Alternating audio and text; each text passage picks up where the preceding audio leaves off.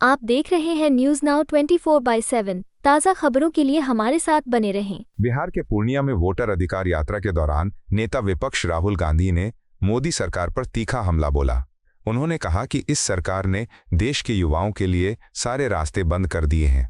रोजगार और अवसर देने की बजाय देश का पैसा कुछ चुनिंदा पूंजीपतियों की झोली में डाल दिया गया है।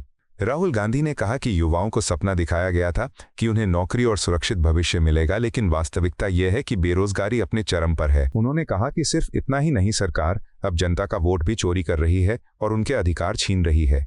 लोकतंत्र की जड़ें कमजोर की जा रही हैं। राहुल गांधी ने जनता से अपील करते हुए कहा कि इस लड़ाई में सबसे बड़ा हथियार आपका वोट है। इसे बचाना और सही दिशा में इस्तेमाल करना बेहद जरूरी है।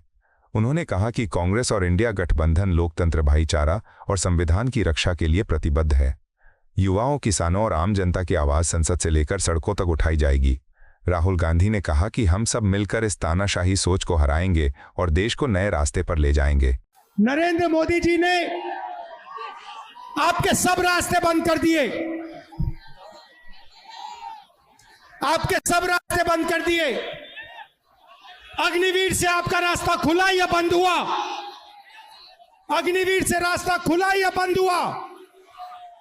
पब्लिक सेक्टर को प्राइवेटाइज कर दिया। सारा का सारा धन 2-3 अरबपतियों को पकड़ा दिया। और अब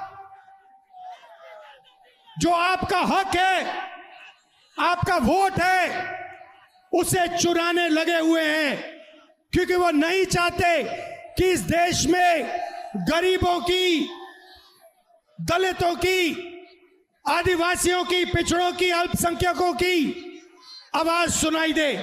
वो चाहते हैं इस देश में सिर्फ अदानी और अंबानी की आवाज सुनाई दे। वो नहीं चाहते कि आप अपने हक के लिए लड़ो।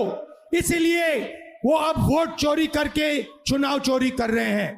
भाइयों और बहनों, महाराष्ट्र का चुनाव चोरी किया, हरियाणा का चुनाव चोरी किया, अब बिहार में एसआईआर लागू किया, लाखों वोटरों को हटा दिया, जिंदों को मार दिया और कहते हैं कि हम न्याय दिलवा रहे हैं।